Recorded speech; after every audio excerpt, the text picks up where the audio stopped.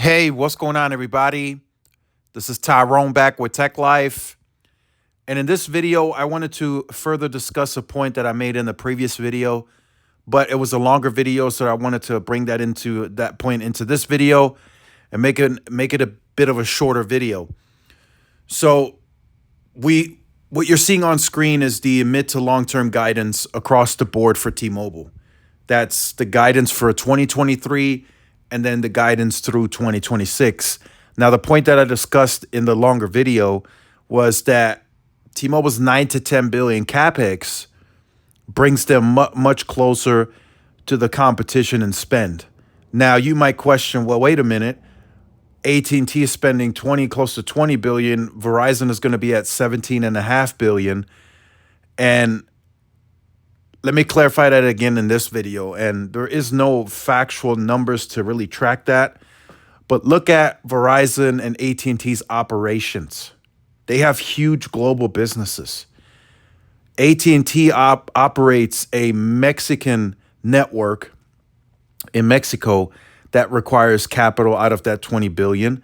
They operate a large fiber entity, their own fiber entity, that includes having to hire contractors to lay fiber, having an entire section to run the fiber and maintain the fiber. That's coming out of that capital. And then they have other enterprise sections that they have to run. So a lot of that capital is for that. They take maybe, I don't know, maybe I'm guessing here, but 2 to 3 billion maybe for the network in Mexico. And then fiber takes up probably 4 to 5 billion, maybe 6, maybe more. So that leaves, maybe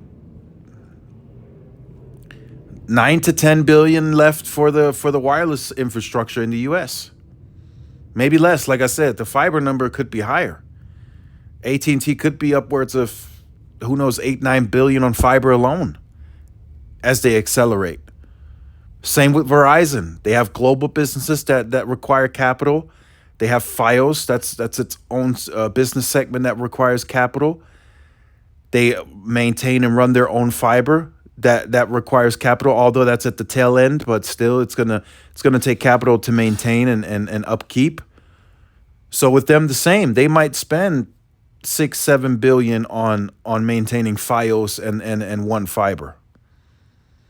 So they're right around maybe 9, 10, 11, 12 billion as well on just the wireless infrastructure.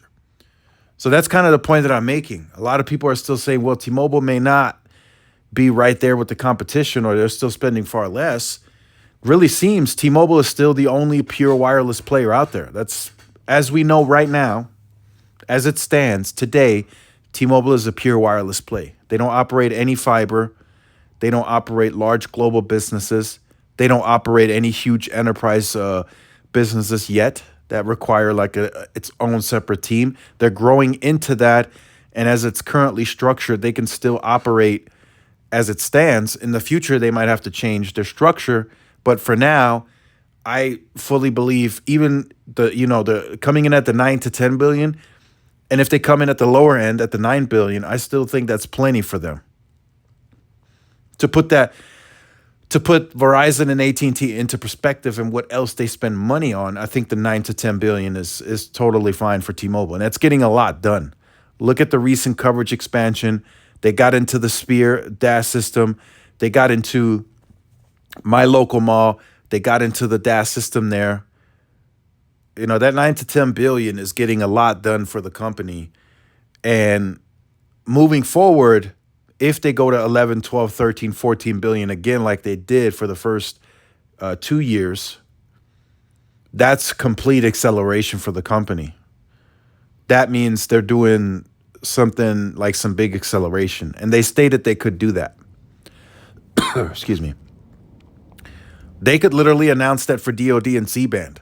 If they feel that needs an acceleration and its own spend, they could come out in Q4 and say 1 to 2 billion is going specifically separately for C-band and DoD. Although I feel like they won't have the need to do that because N41 right now is carrying in a lot of that traffic and it's handling it well. Now I know there's some areas where it's slowing down. That's naturally going to happen. We're not going to see a median speed of over a gig. We're not going to see that even in 5G. We're not seeing that. So they're gonna need that C-band and DoD as a like they said, a congestion protection. So they move at the pace that they want to move. If they say the 9 to 10 billion they can carve out for C-band and DoD, then that's fine. If they accelerate, that's fine too. At this point, we have to trust them to execute. You look at all the numbers, you look at their financial earnings, they're executing well ahead of any guidance they put out. So we got to trust the team currently in place to execute a very successful plan moving forward. So again, you have the guidance on screen. At the current capex, you look at the free cash flow. They come in at 13 to 14 billion this year. Again, they already raised that for the year. They did a beat and raise on free cash flow. All these numbers are conservative. So the 18 plus billion by 2026, that again, they beat that. That's a conservative number. With all the changes that have happened since the 2021 Analyst Day, they likely beat that number as well. So make sure you guys stay tuned, like, share, subscribe, follow my social media outlets. This is Tyrone with Tech Live. See y'all in the next one. Peace.